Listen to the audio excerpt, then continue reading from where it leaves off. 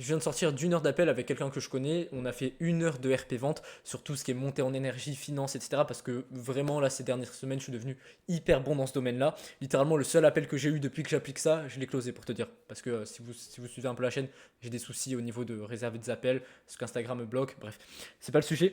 Mais tout ça pour dire que vous bloquez trop sur ce que vous devez faire dans un appel et vous ne revenez pas assez aux bases. Pour revenir aux bases, du coup, un prospect vient en appel avec vous parce qu'il a une douleur, parce qu'il a une situation qu'il a envie de changer. Et là, peut-être tu peux dire, ouais, mais il y a des gens qui sont beaucoup moins émotionnels, il y a des gens qui sont beaucoup plus rationnels que d'autres, et peut-être que ressortir les douleurs, pour certains, ça marche pas. Justement, c'est ce que la personne m'a dit avec qui j'étais.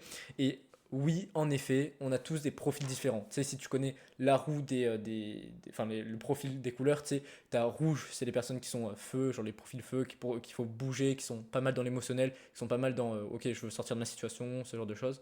Jaune, c'est des personnes qui sont un peu plus chill, mais qui sont plus dans le social et qui aiment bien échanger, etc., qui sont aussi dans l'émotionnel. Vert, c'est les profils plutôt qui ont besoin d'être rassurés, qui ont besoin d'avoir le sentiment d'être accompagnés. Et bleu, c'est les profils plutôt très rationnels, qui sont très analytiques. Tu vois, genre ils voient toute la situation de manière rationnelle. Qu'est-ce que ça peut m'apporter en termes de retour sur investissement? Qu'est-ce que je dois y investir? Ok, est-ce que c'est une bonne décision? Oui. Voilà, donc ça c'est les quatre couleurs. Maintenant, peu importe le profil, oui, il va falloir jauger, tu vois, et vois ça comme une balance. Genre si c'est un profil rouge, jaune, va falloir que tu joues un peu plus sur l'émotionnel, tac, tu penches un peu plus, et un peu moins sur le rationnel. Et inversement, si c'est un profil vert ou bleu, il va falloir que tu joues un peu plus sur le rationnel, un peu moins sur l'émotionnel. Mais ça ne veut pas pour autant dire que l'émotionnel n'est pas important. Et ça ne veut pas pour autant dire que pour un profil rouge ou jaune, le rationnel n'est pas important non plus. Donc c'est pour ça qu'il faut bien... ça va être du feeling. Et en fait, la vente, c'est énormément de pratique. Donc aussi, on retrouve souvent la question, comment est-ce qu'on peut savoir si c'est un profil rationnel ou émotionnel? Ça ne se sait pas directement. Il n'y a pas de choses factuelles. Moi, je peux te donner quelques astuces. Mais sache que 85% de la chose, c'est du feeling. Comment est-ce que tu ressens l'énergie de ton prospect en fait. Et notamment, quand tu creuses les douleurs, si c'est quelqu'un avec qui tu creuses les douleurs en deep, genre vraiment tu vas vers des sentiments profonds, et que pourtant l'énergie de l'appel, le sentiment que vous ressentez tous les deux n'est pas bas, si l'appel est toujours aussi haut entre guillemets en termes d'énergie, sache que c'est parce que c'est probablement un profil rationnel. Quelqu'un d'émotionnel à ce moment-là sera bien évidemment beaucoup plus mal et sera beaucoup plus sérieux. Tu vois, l'atmosphère de l'appel sera très pesante au moment des douleurs. Et par contre, si aujourd'hui tous tes appels, tu ressens pas d'atmosphère pesante quand tu, euh, quand tu creuses les douleurs, c'est que tu n'as pas assez de leadership et c'est que tu ne creuses pas assez bien les douleurs. Donc je vais refaire une vidéo sur les douleurs juste après parce que c'est très important que tu comprennes cette notion-là. Abonne-toi, je la sors demain. Bref. Du coup, oui, il y a des profils émotionnels rationnels, mais ce n'est pas pour autant dire que c'est un profil rationnel, il ne faut pas jouer sur l'émotionnel. C'est pas parce que c'est un profil émotionnel qu'il ne faut pas jouer sur le rationnel. Tout est une question d'équilibre. Et pour certains, tu vas devoir plus jouer sur l'émotionnel. Donc voilà ce que je voulais déjà aborder, le premier point. Autre chose, c'est que tu te fais trop chier aujourd'hui. Dis-toi que si ton prospect vient en appel avec toi, c'est qu'il a une raison, donc il a une douleur, donc sa situation normalement est urgente. Maintenant, si ton prospect, tu commences à lui parler d'investir en lui, que tu mets sa réalité en pleine face, regarde les autres vidéos si tu veux voir comment est-ce que je fais une vidéo de 20 minutes notamment dans laquelle j'explique comment closer sur les finances. Si ton prospect, quand tu le montes en énergie, il te dit que pour lui, et que tu lui dis oui, du coup là pour toi, c'est ok de rester dans cette situation, c'est ok de rester comme ça tu ressens les douleurs, et qui te dit ouais, c'est ok pour moi, bah, qu'est-ce qui fait que tu es sur cet appel du coup avec moi? Qu'est-ce que tu fous ici? Bah, je sais pas, je voulais avoir des informations. Ok, donc pour toi, c'est pas urgent de pouvoir régler cette situation et atteindre ça, ça, ça. Bah non, c'est pas urgent. Ok, bah du coup, on peut raccrocher l'appel ici. Moi, je me fais pas chier avec ce genre de personnes-là et voilà, ça raccroche. C'est parce que de toute façon, même si c'est quelqu'un un profil rationnel, sache que si c'est pas urgent pour lui de changer sa situation, il se sera le prospect, enfin le client, pardon, le moins engagé possible. Même s'il te fait le virement initialement, parce que l'argent, par exemple, lui, ça représente pas quelque chose de très important, ce sera ton client le moins engagé. Et moi, je préfère largement travailler avec des clients engagés qui me payent limite en plusieurs fois s'ils n'ont pas les finances, plutôt qu'un prospect, un client pas du tout engagé mais qui me paye en une fois. C'est ma vision de la chose et sache que tu dois adopter, je pense, la même vision si tu veux voir vraiment long terme avec ton activité. Donc te fais pas chier, si le prospect pour lui c'est pas urgent de sortir de sa situation, tu ne pourras pas l'aider de toute façon parce qu'on est des êtres humains et si on agit c'est parce qu'il y a quelque chose qui ne nous convient pas dans notre situation. Moi si j'ai commencé à me lancer dans le business c'est parce que j'en avais marre des cours, je voulais absolument m'extirper de ça. Si tu regardes cette vidéo c'est parce que toi aussi tu veux gagner de l'argent, je ne connais pas ta vie mais c'est que tu veux gagner de l'argent, tu veux construire un business probablement. Et donc c'est pour une bonne raison, tu vois. Donc voilà, reviens vraiment aux bases, joue pas mal sur l'émotionnel. C'est pour ça que durant tout le R1, tu dois bien creuser la situation de la personne en détail pour identifier non seulement ses problèmes vis-à-vis de son business, si tu es dans du make money comme moi, vis-à-vis de sa forme physique, si tu fais du coaching sportif, ce genre de choses. Et donc identifie bien les problèmes rationnels, mais identifie aussi l'état émotionnel de la personne en creusant ses douleurs, ses objectifs, la personne qu'elle aimerait être. Comment est-ce que ça l'affecte aujourd'hui de ne pas pouvoir être cette personne pour le moment. Et c'est justement cette douleur, ce gap entre la personne qu'il a actuellement et la personne qu'il aimerait être, sur lequel tu vas pouvoir appuyer pour le faire passer à l'action. Sache qu'il n'y a que ça, même si c'est un profil plus rationnel, sache que le gap, le fait de voir qu'il n'a pas, exemple, c'est un profil très rationnel, le même nombre d'euros investis en bourse et qui n'a pas le même rendement boursier que la personne qu'il aimerait être, sache que ça, bah ça c'est un élément de enfin, ça c'est un élément d'urgence et pour lequel il serait prêt à changer de situation. Alors que pourtant, si tu regardes, ça c'est pas directement émotionnel. Donc voilà, même les profils rationnels ont des émotions, mais il faut quand même savoir, comme je t'ai expliqué, jauger la balance et jouer plus sur le rationnel avec certains profils. Voilà, donc te fais pas chier avec tout le monde. Tu ne peux pas aider tout le monde. Quelqu'un pour qui c'est pas urgent, ça ne sert strictement à rien de passer 30, 40 minutes, une heure à faire un appel avec lui, parce que de toute façon, il ne démarrera pas, ou même s'il démarre, ce sera ton client le moins engagé possible. Et rejoue sur l'émotionnel, très important au niveau de la vente, au niveau de ton closing, au niveau de closer sur les finances. Comme je t'ai expliqué, R1, tu sondes les finances. J'ai partagé un vocal dans le canal si tu es présent là-dessus. Mais en gros, R1, tu sondes les finances, tu dois savoir combien est-ce que lui, théoriquement, il est prêt à investir dans sa tête pour justement avoir sa mentalité, sonder un peu la personne qu'il est. Donc moi, ce que je fais généralement, ok, du coup, aujourd'hui, combien est-ce que tu serais prêt à investir pour... Là, tu ressors tous les bénéfices qu'il veut. Combien tu serais prêt à investir pour avoir non seulement émotionnel plus rationnel. Tu vois, je joue sur les deux.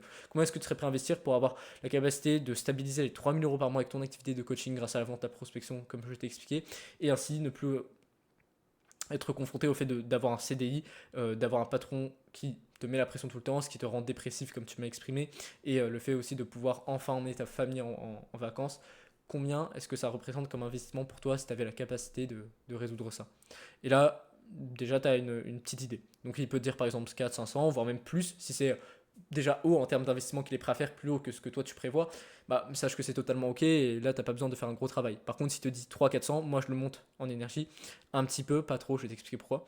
Genre je fais ok du coup pour toi, ta famille, le fait de pouvoir les emmener en vacances, le fait de ne plus jamais répondre aux exigences d'un patron, pour toi ça ne vaut pas, ça vaut moins de 500 euros, c'est bien ça? Et s'il me dit oui, ok du coup qu'est-ce qui fait que tu es sur cet appel si pour toi c'est pas important de quitter cette situation là? Parce que si c'était vraiment important, tu vois, moi je connais personne pour qui c'est vraiment important et pourtant qui est pas prêt à mettre des efforts en place pour y parvenir. Donc qu'est-ce qui fait que tu es sur cet appel avec moi? Et là, soit c'était juste qu'il se bullshitait, qu'il avait l'impression que tu voulais lui vendre quelque chose, etc. Et là, il se dévoilera à 100%, tu pourras avoir l'objection notamment. Soit il te dira, non, non, moi, c'est sûr, je veux pas vraiment changer ma situation. Là, c'est ciao. Tu vois, tu peux pas aider tout le monde, encore une fois. Mais beaucoup de prospects parfois répondent parce qu'ils ont peur que derrière ça en découle de quelque chose. Tu vois? Si tu lui dis, ouais, pour reprendre la même situation, si tu lui dis, ok, investir, si tu devais investir, ça vaut pas 400 euros pour toi, ça vaut moins de 400 euros le fait de pouvoir sortir de cette situation nanana, et qui te dit non, souvent c'est parce qu'il a peur que s'ils disent plus, ah ben, tu vas augmenter le prix de ton offre ou des conneries comme ça, tu vois. Alors que c'est bien d'isoler le truc, et notamment en posant la question, donc pour toi, c'est pas urgent de changer cette situation.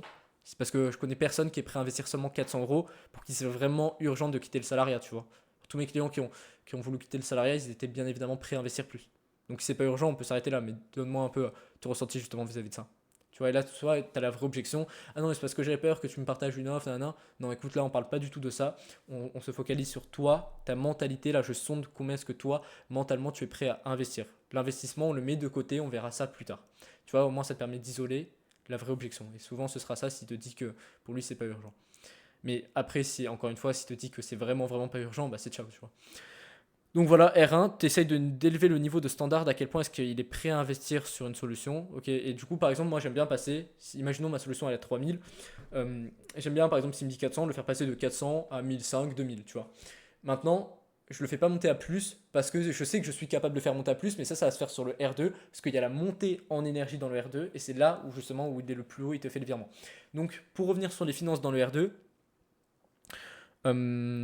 bah tu reviens simplement dessus. Donc la dernière fois, tu m'as dit que tu étais prêt à investir 1400 euros, c'est bien ça? Ok. Du coup, si je te disais qu'aujourd'hui j'avais une solution qui te permettrait de, là tu ressors tous les bénéfices, émotionnels comme rationnels, de stabiliser les 3000 € par mois avec ton activité de coaching, ne plus jamais être confronté au fait de devoir avoir un CDI, le fait de pouvoir emmener ta famille en vacances quand tu veux et te sentir beaucoup plus masculin parce que tu te sentirais comme l'homme de la famille.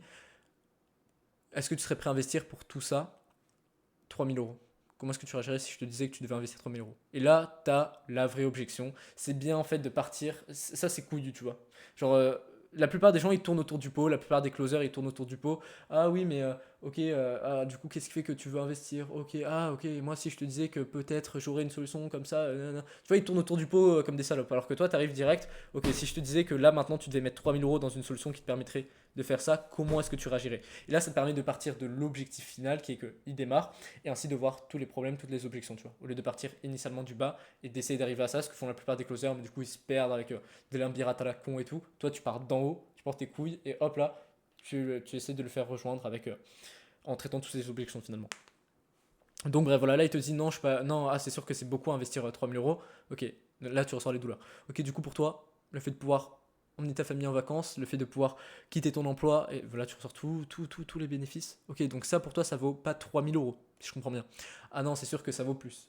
Ok, c'est sûr que ça les vaut. Ok, pourquoi est-ce que ça les vaut? Et là, tu le fais justifier, se justifier. Plus il se justifie, ton prospect, mieux c'est. Parce que ça va lui faire déjà ancrer, enfin, plus il met de mots, plus ce sera difficile pour lui de dissocier finalement ce qu'il a dit.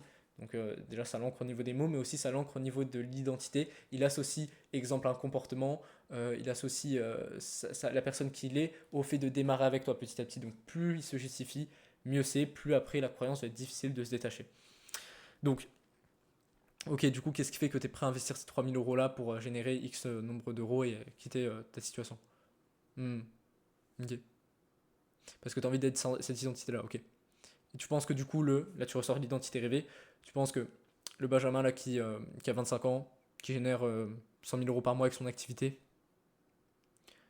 qui n'a plus de soucis financiers, qu'est-ce qu'il ferait maintenant là? Ah bah je pense qu'il investirait. Ok, pourquoi est-ce qu'il prendrait le choix d'investir maintenant? Hmm. Et toi, tu as envie d'être cette identité-là, d'incarner cette identité-là? Pourquoi est-ce que tu veux l'incarner cette identité-là? Ok. Du coup là, du coup on fait quoi maintenant là? Sachant que comme tu m'as dit, tu veux l'incarner cette identité-là, on fait comment on démarre? Et là, tu vois, le fait de. Là, je suis pas assez enthousiaste, mais tu vois, quand tu montes comme ça, tu es hyper enthousiaste, et ton prospect, lui aussi, il doit avoir le sourire, tu vois, il doit avoir le smile.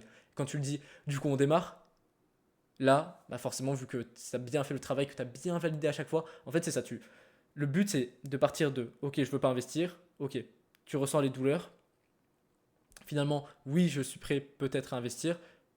Ensuite, tu vas sur l'identité de la personne qui veut. Pourquoi, comment est-ce qu'il réagirait la personne que tu veux être, là tu ressors toute ta situation, vis-à-vis du fait d'investir 3000 € en soi? Pourquoi est-ce qu'il réagirait comme ça? Et est-ce que toi tu as envie d'incarner cette identité-là? Et si c'est vraiment la personne qui veut être, sache que oui, il te suivra et il te dira qu'il a envie de l'incarner. Pourquoi est-ce que tu as envie de l'incarner? À chaque fois, tu vois, nouvelle identité, pourquoi tu veux l'incarner? Est-ce que tu as envie de l'incarner? Pourquoi est-ce que tu. Oui, ok, pourquoi est-ce que tu veux l'incarner? On fait quoi maintenant? Voilà, à chaque fois c'est du pourquoi il se justifie sur chaque terme qui sort. Et à la fin, ok, du coup là maintenant, qu'est-ce qu'on fait là? Est-ce que tu es prêt à investir ces 3000 € maintenant, les mettre sur la table pour devenir la nouvelle personne et ne plus jamais être confronté à ça? Tu vois, tu crées le gap, la scission entre guillemets entre l'ancienne personne, le fait de rester dans cette situation et de ne pas démarrer avec toi, à devenir cette nouvelle personne, à investir en soi et démarrer avec toi. Tu vois, tu crées cette scission là. Et donc, là je suis désolé, il n'y a aucune chance qu'il démarre pas avec toi. Bref, voilà. J'espère que c'est pas trop brouillon ce que je dis dans cette vidéo. Prochaine fois, je ferai un truc un peu plus structuré. La prochaine fois que j'en parlerai, vous inquiétez pas, je ferai plus structuré. Mais voilà ce que vous devez retenir. Vous faites pas chier avec vos prospects. Oui, il y a des prospects plus émotionnels, des prospects plus rationnels. Tout est une question de jauger, mais jouez sur les deux, bénéfices émotionnels, rationnels. Là, à la fin, je vous ai beaucoup expliqué du bénéfice émotionnel, mais si vous rajoutez une touche de rationnel, ça peut être bien. Qu'est-ce qui ferait là tu ressens l'identité rêvée, qui emmène sa famille en vacances, nanana, et qui aussi génère 3000 € de manière stable avec son coaching, qui sait que chaque mois il n'aura pas de soucis financiers. Tu vois, tu rajoutes deux trucs comme ça. Donc voilà ce que je voulais dire. Il y a des prospects plus rationnels, plus émotionnels, mais la plupart des gens sont plus émotionnels, faut le savoir. Et de deux, même si c'est un prospect très émotionnel, il faut quand même jouer sur le rationnel. Donc tout est une question de jauger que tu vas comprendre à force de faire des appels. Ça se fait pas en un appel ou deux, hein. Ça se fait en moins 30, 40 appels, bref. Aussi un prospect pour qui c'est pas urgent de changer sa situation, puisqu'il veut pas vraiment changer, ça sert à rien d'aider, parce que déjà il aura 30 000 objections, et même s'il démarre, ce sera ton client le moins investi. Et troisième chose à retenir, c'est comment est-ce que tu closes sur les finances. Premier, tu sondes, tu arrives, ok, enfin, premier rendez-vous, du coup, tu sondes, tu as une vision d'ensemble des finances, tu essayes d'élever son niveau de standard de combien il est prêt à investir. Et R2, c'est là où tu le montes à un maximum. Tu prends des couilles et tu dis, ok, si tu devais maintenant investir, là, tu seras un montant supérieur à ton accompagnement, comment tu réagirais? Ok. Et là, après, tu joues sur l'émotionnel. Donc pour toi, la douleur, c'est important de jouer sur, de reprendre la douleur par contre à ce moment-là, parce que pour lui, enfin, le fait de par exemple emmener sa famille en vacances ou ce genre de choses, le fait de rendre fier sa famille, ça n'a pas de prix. Donc quand il te dit non, c'est beaucoup investir tel nombre d'euros, donc pour toi, rendre fier ta famille, ça vaut moins de 3 000 euros. Tu vois, là, sort pas de bénéfice rationnel, même si c'est un mec très rationnel, il sort vraiment de l'émotionnel, tu vois. Donc pour toi, emmener ta famille en vacances, ça vaut pas 3 000 euros. Si, ça vaut plus que 3 000 euros. Ok, pourquoi est-ce que ça vaut plus? Ok, et du coup, qu'est-ce qui ferait tu sens l'identité qu'il veut être? Pourquoi est-ce qu'il ferait ça? Est-ce que tu veux incarner cette identité-là? Pourquoi est-ce que tu veux incarner cette identité-là? Et à la fin, bam, t'arrives sur le virement. Voilà. Littéralement, là, je t'ai résumé la vidéo en peut-être 1 à 2 minutes. Rejoins le canal WhatsApp, premier lien dans la description, tous les jours de la valeur. Tu perds vraiment, vraiment beaucoup d'argent. Là, j'ai partagé un vocal qui était masterclass euh, tout à l'heure ou hier, ça dépend quand tu regardes cette vidéo. Bref, canal WhatsApp, premier lien dans la description. Et sinon, moi, je te dis à demain. Allez, ciao.